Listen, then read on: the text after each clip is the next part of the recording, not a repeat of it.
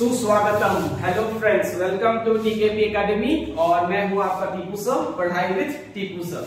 सो यहाँ पे हम आज कुछ इंपॉर्टेंट क्वेश्चंस डिस्कस करने वाले हैं जो आपके बोर्ड्स के लिए, जो 21 को होने वाला है क्लास 10 के लिए, उसके लिए काफी इंपॉर्टेंट होने वाले हैं। तो यहाँ पे मैं टॉपिक्स कुछ शेयर करूंगा at least first, second, third chapters के लिए, ताकि ये वीडियो बहुत ज्यादा लंबा ना हो जाए। तो फर्स्ट, सेकंड, थर्ड चैप्टर के लिए अगर हम टारगेट करें ना, तो कुछ ऐसे टॉपिक्स हैं जो मतलब बोर्ड के बहुत फेवरेट और आप कह सकते हो कि बहुत लाडले हैं।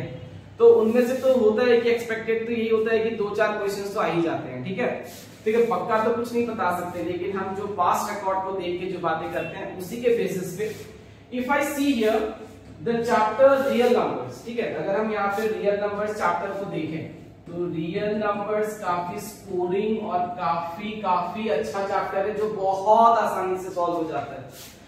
तो यहाँ जो चैप्टर में हम डिस्कस करते हैं वो सबसे पहली चीज जो होती है वो होती है फैक्टराइजेशन टेक्निक, जो फैक्टराइजेशन मेथड होता है, जिसे हम शायद indirectly fundamental theorem of arithmetic भी कह सकते हैं, जहां हम किसी भी एक कंपोजिट नंबर को एक प्रोडक्ट ऑफ प्राइम में क्या करते हैं, एक्सप्रेस करते हैं, राइट। तो ये क्या हो जाता है, कहीं ना कहीं फैक्टराइजेशन ही है। तो ये बहुत इंपॉर्टेंट है क्योंकि एचसीएफ और एलसीएम जो टॉपिक्स है ना, ये काफी आते हैं बोर्ड एग्जाम्स में, एमसीक्यू का जमाना है, तो ये टॉपिक इंपॉर्टेंट है। ठीक है, अगर हम दूसरे टॉपिक के बारे में डिस्कस करें तो एक फॉर्मूला है जो इसी के बीच पे डिपेंड करता है कि product of two numbers is equal to LCM into HCF. ये भी बहुत इंपॉर्टेंट है, बल्कि ये तो बहुत इंपॉर्टेंट फ्यूचर कॉम्पिटिटिव एग्जाम्स के लिए भी है, specially for NBA, CAT, MAT के स्टूडेंट्स के लिए। तो ये दो टेक्निक्स बहुत इजी हैं, आप लोग को छप्पड़ फाड़ के आता होगा, तो ये बहुत इंपॉर्टेंट है। लेकिन मैंने फिर भी देखा है कि फैक्टराइजेशन में थोड़ा बहुत कभी भूकंप आ जाता है, इधर उधर टॉपिक्स थोड़े से हिल जाते हैं, तो प्लीज इस पे अच्छे से प्रैक्टिस कीजिए, बहुत स्कोरिंग है।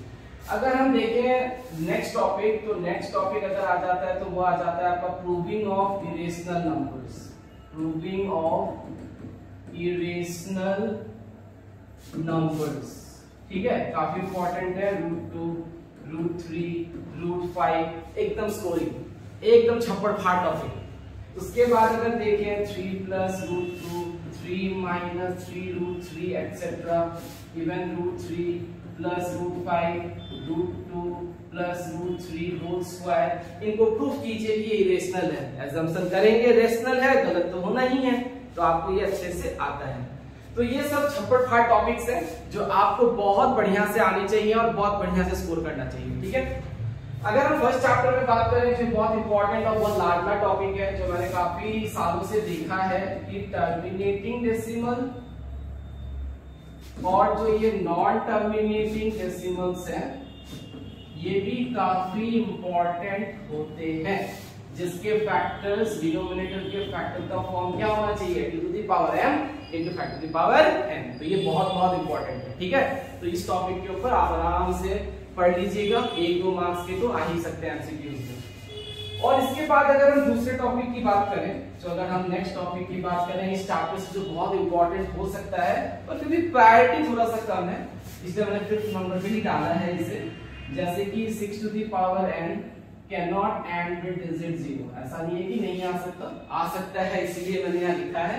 पर मैंने देखा है प्रीवियस थोड़ा सा ये 2-4 साल से कम आ रहा है, लेकिन वैसे ये मैंने पहले देखा है, काफी आता है।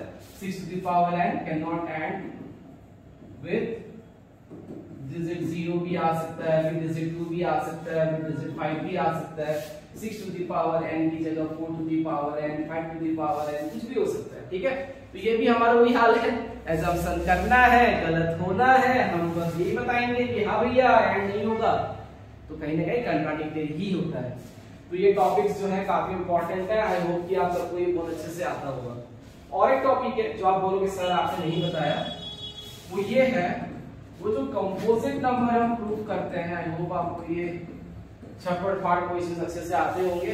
तो यहाँ पे क्या करना होता है, 13 कॉमन लेना होता है, 7 × 11 + 1, आप इसको फिर 78 लिखोगे, कम से कम 2 प्राइम फैक्टर्स होने चाहिए, अगर है तो कंपोजिट है, कंपोजिट तो होना ही है, क्योंकि ये आप फैक्टराइज करोगे तो क्या आएगा, 13 × 3 × क्या आएगा, 2 आएगा। ठीक है, तो इसको आप फैक्टराइज करोगे तो आपको 2 से ज्यादा ही मिलेंगे। तो बल्ले बल्ले सिचुएशन है, मतलब पक्का है, कम से कम 2 चाहिए होता है प्राइम फैक्टर्स। सो ये टॉपिक है जो काफी छप्पड़ फाड़ होने वाले हैं। ये टॉपिक्स काफी सिंपल और काफी इजी भी होने वाले हैं। और एक जो क्वेश्चन आप देख सकते हो कि जो इस चैप्टर से आता है कि कुछ इस तरह के नंबर्स के बारे में पूछते हैं कि इसका HCF LCM क्या होगा। ठीक है, ये आपके सैंपल पेपर में भी आया था CBSE का। तो यहाँ पे अगर देखो आप कि सबसे पहली चीज की जब आप HCF निकालोगे ना, आपको कोई कैलकुलेशन की जरूरत नहीं है, कुछ भी करने की जरूरत नहीं है। बस इतना देखो कि कौन सा पावर इसका मिनिमम है। जैसे अगर हम यहाँ देखें A का पावर, और यहाँ हम अगर A का पावर देखते हैं तो यहाँ 3 है और यहाँ 2 है, तो मिनिमम इज व्हाट 2। अगर हम देखें B, समझ ही गए हो फंडा क्या है। अगर आप समझ रहे हो फंडा क्या है कि यहाँ 1 है और यहाँ 2 है, तो इसका मतलब क्या हो जाएगा B, यानी कि पावर 1 के साथ। तो जो मिनिमम पावर है ना वो HCF है। सिंपल, जो मिनिमम पावर है, सीधी सी बात है ना, आपके पास है 10 एप्पल्स और मेरे पास है 3, तो कितने आप कॉमन हो गए? 3 ही तो कॉमन हुए ना। आपके पास 7 एप्पल्स एक्स्ट्रा है, तो यहाँ पे LCM, ठीक इसका रिवर्स, यस सही कहा आपने। इसके लिए हो जाएगा मैक्सिमम पावर्स को देखने हैं बस, और इसके लिए आपको मिनिमम पावर्स को देखने हैं।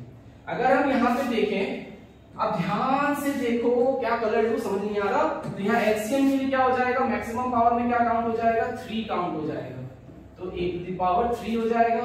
A तो हम कर चुके हैं, B की पावर 2 और 1 है, तो मैक्सिमम पावर 2 हो जाएगा। तो this will be our LCM and this is our HCF। तो काफी सिंपल सी चीज है। और एक चीज याद रखना, जैसे मेरे घर का नाम गुड्डू है और बाकी जगहों पे मेरा नाम टीपू है, तो वैसे ही HCF का 2 नाम होता है। एक तो HCF जो काफी जाना पहचाना फेमस है, और दूसरा नाम जो इसका है वो है GCD। तो कंफ्यूज मत होना, GCD का मतलब होता है ग्रेटेस्ट कॉमन डिवाइजर। ठीक है, तो मीनिंग इज सेम। कुछ बुक्स में GCD यूज करते हैं, जो आपको शायद पता ही होगा। तो यहाँ पे ये कुछ क्वेश्चन है जो काफी इंपॉर्टेंट है, काफी रिपीटिंग है, काफी अच्छे से आते भी हैं। थोड़ा सा अगर आप डीप देखो, अगर रियल नंबर्स के बारे में अगर हम बात करें, तो ये क्वेश्चन भी कहीं ना कहीं इंपॉर्टेंट है। कि सपोज एक आर्मी कंटिजेंट वाला क्वेश्चन है ना, जहां पे आपको कुछ मेंबर्स को एक नंबर ऑफ कॉलम्स में, सेम नंबर ऑफ ग्रुप्स में आपको लाइक डिस्ट्रीब्यूट करना है, आप उनको अरेंज करना है। या फिर आपके पास कुछ केमिस्ट्री के बुक्स हैं, कुछ फिजिक्स के बुक्स हैं, कुछ बायोलॉजी के बुक्स हैं, और उसको आप स्टैकिंग करोगे लाइब्रेरी में, तो वो जो स्टेटमेंट प्रॉब्लम्स है ना, जो कि एक्सरसाइज 1.1 या फिर आप देखोगे 1.2 एक्सरसाइज में देखना, तो वो भी कहीं ना कहीं क्वेश्चन इंपॉर्टेंट है। Statement sums on like HCF and LCM। एकदम अगर आपको मैं 10 सेकंड में समझाऊं, जहां पे इक्वल डिस्ट्रीब्यूशन की बात होती है कि बायोलॉजी, फिजिक्स, केमिस्ट्री आप एक साथ एक ही स्टैक में इक्वली रखना चाहते हो, तो कहीं ना कहीं आपको HCF की दरकार पड़ती है, इक्वल डिस्ट्रीब्यूशन। और जब आप कोई चीज कंबाइनिंग करते हो ना, कि 3 जन वॉक करने वाले हैं और रन करने वाले हैं, 3 घंटी एक साथ बचने का वो वाली है, तो कुछ इस तरह के क्वेश्चन जहां कंबाइंड फॉर्म में होते हैं ना, वहां जनरली LCM निकाला जाता है। तो आपको क्वेश्चन के नेचर को समझना होगा और फिर क्या करना होगा, छप्पड़ फाड़ करना होगा। तो ये कहीं ना कहीं इंपॉर्टेंट है। तो आई होप कि आपको ये समझ में आएगा और कर लोगे। कोई दिक्कत आती है तो आप मुझे कमेंट बॉक्स में डालिएगा। तो ये कुछ टॉपिक्स हैं जो गिने चुने हैं, जो मेरे दिमाग में काफी फ्रेश आ रहे हैं कि ये आ सकते हैं अगर मैं पेपर सेट कर लूं, बल्कि नहीं करूंगा। अगर करता तो मैं शायद यहाँ से 2-4 1-2 क्वेश्चन तो जरूर ही देता, 2-4 क्वेश्चन ही देता, आपके लिए सारा ही दे देता।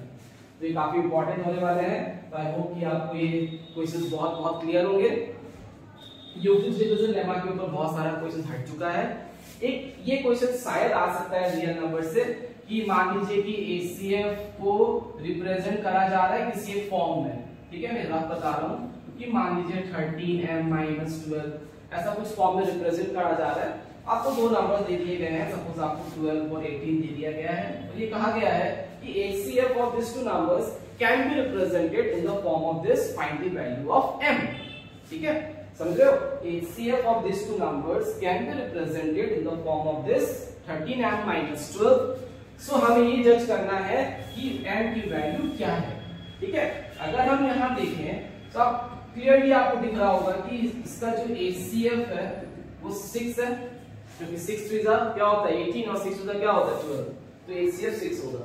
तो अगर मैं देखूं तो यहाँ पे बस इतना ही करना है कि 6 can be expressed in the form of 13m - 12, ये इधर आएगा 18 इक्वल्स टू 13m। अगर मैं इसको 18m कर देता हूं तो मतलब m का वैल्यू जो है वो होगा 1। ठीक है, तो कुछ इस तरह के फॉर्मेशन क्वेश्चंस भी आ सकते हैं इन एमसीक्यूज। सो आई होप आपको ये सब कुछ बहुत बढ़िया से बहुत अच्छे से आता होगा। ठीक है, चलिए अब हम चलते हैं सेकंड चैप्टर जो कि है पोलिनोमियल्स। और पोलिनोमियल्स में तो कुछ खास बचा ही नहीं है, सब कुछ ही बेघर हो गया, घर से बाहर हो गया। बस जो घर के अंदर बच गया है, जो टॉपिक हमें पढ़ना है वो कहीं ना कहीं बस इतना ही है कि आपको बस इतना करना है कि आपको किसी एक पोलिनोमियल को मिडिल टर्म करने हैं। इसके फैक्टर्स हो जाएंगे x - 1 x - 1। आपको यहाँ पे x के वैल्यूज 1 1 मिलेंगे और आपको क्या वेरीफाई करना है, आपको वेरीफाई करना है कि sum of the zeros is equal to -b/a, और आपको ये वेरीफाई करना है कि product of the zeros equal to c/a। अब आप पूछोगे सर b और a और c क्या है, तो मुझे तो पता ही है, छप्पड़ चीज है। यहाँ पे ये जो x² का कोफिशिएंट होता है वो a होता है, जो यहाँ पे जो x की कोफिशिएंट होती है वो b, यानी कि यहाँ b की वैल्यू क्या है -2। अगर माइनस हो तो आपको माइनस लेना है और ये हो जाता है कांस्टेंट c। तो अगर जरूरी नहीं है कि हमेशा कोई भी पोलिनोमियल x में ही हो, बस ये एक फॉर्मेशन है जिसके हम स्टैंडर्ड फॉर्म को हमेशा क्या काउंट करते हैं, ax² + bx + c। हम हमेशा x को ही फेवरेट मानते हैं, है ना, क्योंकि सब बड़े हो जाएंगे, आप समझदार हो जाओगे, मैं हो जाऊंगा, लेकिन x जो है ना ये कभी अपने आप को ढूंढ नहीं पाता है। इसलिए हम क्या करते हैं, let the unknown number be x। Maths में हमेशा x अननोन ही रहेगा। एनीवेज हम हमेशा x को ही सबसे ज्यादा प्रेफरेंस देते हैं, इसलिए हमने यहाँ पे x का एग्जांपल दिया है। अदरवाइज अगर आप अपने रूल्स में देखोगे, एक एग्जांपल ये भी है जो s में है। ठीक है, आप इसको मिडिल टर्म करोगे, आपको अल्फा बीटा आएगा और आप इस फॉर्मूला को वेरीफाई करोगे। तो ये वेरिफिकेशन फॉर्मूला हो सकता है कि इंपॉर्टेंट हो सकता है कि एक दो क्वेश्चन ऐसा कुछ आ जाए जो फैक्टराइजेशन के ऊपर हो। ठीक है, और एक बहुत सिंपल सा क्वेश्चन है जो मैं शायद नहीं बता देता हूँ क्योंकि वो है तो एक्चुअली क्वाड्रेटिक का, लेकिन अगर मैं देखूं, ठीक है, मैं क्वाड्रेटिक नहीं बता दूंगा। ठीक है, अगर पॉलिनोमियल्स की बात करें तो कुछ क्वेश्चंस ऐसे होते हैं जो सम और प्रोडक्ट के ऊपर होते हैं, वो आपको देखना जरूरी है। जो एनसीईआरटी में थोड़ा सा कंटेंट कम है, सेफ साइड रहने के लिए कम से कम 15-20 क्वेश्चन तो प्रैक्टिस कर ही लेनी चाहिए। और आपके लिए तो छप्पड़ फाड़ है, आप लोग तो उड़ा दोगे पूरा एकदम। तो जैसे होता है ना कि like 1 0 is reciprocal of the other, तो जैसे होता है ना एक अल्फा तो दूसरा क्या होता है 1/अल्फा। तो एक कंडीशन गिवन होता है ना, like suppose a² + 9 * x something -x + 6a = 0, कुछ ऐसा इक्वेशन होगा। तो यहाँ पे हमें ये दिया जाता है कि 1 0 इज या 1 root is reciprocal of the other, तो हम एक अल्फा तो दूसरा क्या लेते हैं 1/अल्फा। तो इसको हम जब प्रोडक्ट करेंगे तो हमें क्या मिलना है c/a, मतलब c की वैल्यू यहाँ पे क्या है 6a है ना, यहाँ पे 6a है। और अगर आप देखो a की वैल्यू a² + 9 है, यहाँ पे अल्फा अल्फा कैंसिल, तो आपको मिलेगा a² + 9 = 6a। तो आप इसको मिडिल टर्म वगैरह करोगे तो a - 3 का होल स्क्वायर आएगा, तो a की वैल्यू 3 आएगी। तो ऐसे कुछ क्वेश्चंस होते हैं जहाँ पे आपको सम गिवन होता है, कहीं पे आपको प्रोडक्ट गिवन होता है, तो कुछ ना कुछ इस तरह के क्वेश्चंस आपको काफी मिल जाएंगे बहुत सारे बुक्स में। तो प्लीज आप इन सब क्वेश्चंस को जरूर प्रैक्टिस करना, ये इंपॉर्टेंट हो सकता है। ठीक है, ओके, अगर हम चलते हैं थर्ड चैप्टर की तरफ, क्योंकि पॉलिनोमियल्स में यही एक कंटेंट है जो सम और प्रोडक्ट के ऊपर ही जो क्वेश्चंस बन सकते हैं, क्योंकि डिवीजन ऑफ पॉलिनोमियल्स तो हटा ही दिया गया है, जो शायद मेरे हिसाब से होना चाहिए था, काफी स्कोरिंग है। एनीवेज कोई बात नहीं है, हमें तो वैसे भी क्या करना है, छप्पड़ फाड़ करना है, और वैसे भी छप्पड़ फाड़ करना है। अगर हम थर्ड चैप्टर को देखें जो कि linear equations in two variables है, linear equation in two variable जो है, ठीक है, तो ये लीनियर इक्वेशन जो है ये काफी इंपॉर्टेंट है, बहुत ही इंपॉर्टेंट है। ठीक है, सो यहाँ पे अगर मैं देखूं तो मुझे अगर समझ में आता है सबसे इंपॉर्टेंट जो है वो है यूनिक सॉल्यूशन का कंडीशन, क्योंकि मैंने ना दो इक्वेशंस को सॉल्व करने को आने का बहुत कम देखा है। Like suppose 2 equations are given and like solve for x and y, काफी कम देखे हैं। स्टेटमेंट क्वेश्चंस इंपॉर्टेंट हो सकते हैं, और जो क्वेश्चंस इन कंडीशंस के ऊपर बनते हैं। यूनिक सॉल्यूशन क्या था, a1/a2 not equal to b1/b2। फिर आपका क्या था, नो सॉल्यूशन था a1/a2 equal to b1/b2 not equal to c1/c2, है ना। फिर आपको और एक कंसेप्ट मिला था, वो था इनफाइनाइटली मेनी सॉल्यूशन, जहां पे आपके तीनों रेशियोज क्या हो जाते हैं, इक्वल। तो आप देखना ऐसे कुछ क्वेश्चंस होते हैं जहां की find the value of k, find the value of a and b for which the equations have infinitely many solutions, unique solution, no solution। और अगर इन तीनों में देखें ना तो सबसे इंपॉर्टेंट क्या होता है ना, इनफाइनाइटली मेनी सॉल्यूशन। ये काफी इंपॉर्टेंट टॉपिक है, बहुत फेवरेट है, और मैंने क्या कहा था, लाडला टॉपिक है, ठीक है। ये लाडले टॉपिक्स को जरूर देखिएगा, काफी स्कोरिंग होने वाला है आपके लिए, और पक्का है 80 आएगा। 80 की बात कर रहा हूँ, 100 में तो 100 ही आएगा, क्योंकि मुझे पूरी विश्वास है कि आपने स्कूल के एग्जाम्स में, इंटरनल असेसमेंट में बहुत अच्छा किया होगा। तो जिससे वो टॉपिक बहुत लाडला, बहुत ही फेवरेट टॉपिक्स है, तो प्लीज उसको आप एकदम बढ़िया से देख लीजिएगा। सोल्यूशन ऑफ इक्वेशंस तो देखिए हमेशा इंपॉर्टेंट ही होते हैं, मैं ये नहीं कहता कि नहीं आएंगे, लेकिन ज्यादा इंपॉर्टेंट मेरे को लगता है कि स्टेटमेंट प्रॉब्लम्स होंगे इसके बाद इस चैप्टर से। तो स्टेटमेंट प्रॉब्लम्स में अगर देखो ना, चाहे वो क्वाड्रेटिक हो चाहे वो लीनियर हो, कुछ चीजें बहुत इंपॉर्टेंट होती हैं, एजेस के ऊपर, है ना, पापा मम्मी नाना नानी दादा दादी की जो हमें एज निकालना पड़ता है, तो वो बहुत इंपॉर्टेंट होता है। जो प्रॉब्लम्स ऑन डिस्टेंस, ये तो बहुत लाडला टॉपिक है। डिस्टेंस के ऊपर जो है ये एकदम से लाडला टॉपिक है, बोर्ड का एकदम चहीता प्यारा सा छप्पड़फाड़ टॉपिक आपके लिए। तो डिस्टेंस, टाइम होता है ना कि लाइक मैं जा रहा हूँ, I am going to Varanasi, I am going to Dibrugarh, I am going to Assam, I am going to Punjab, है ना। हम ट्रैवल कर रहे हैं, डिस्टेंस गिवन होता है, टाइम गिवन होता है। ये काफी इंपॉर्टेंट है क्वेश्चंस, आपको काफी मिल जाएंगे बहुत सारे बुक्स में। एनसीईआरटी वाले, एग्जाम्पलर वाले तो पक्का कर लेना। ध्यान रखना कि जो भी टॉपिक्स मैं आपको बता रहा हूँ, आपको टेक्स्ट बुक और एग्जाम्पलर दोनों से करने हैं, और आपको कहीं ना कहीं एक्स्ट्रा बुक से भी करना चाहिए, ठीक है। तो डिस्टेंस, टाइम मतलब कि वर्क, और एक टॉपिक जो है वो वर्क एंड टाइम, है ना।